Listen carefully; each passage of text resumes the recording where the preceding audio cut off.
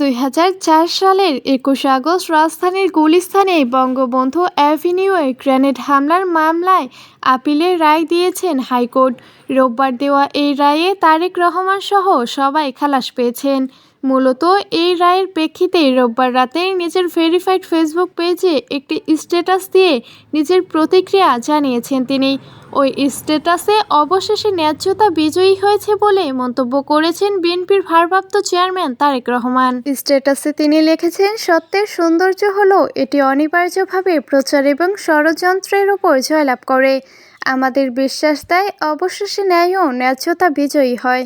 আসুন আমরা সবাই ঐক্যবদ্ধ হই, রাজনৈতিক প্রতিহিংসার অবসান ঘটাতে এবং ইতিহাসের এক নতুন অধ্যায়ের সূচনা করে, যেখানে রাজনৈতিক মতপার্থক্যের কারণে কারো জীবন বা পরিবার ধ্বংস হবে না।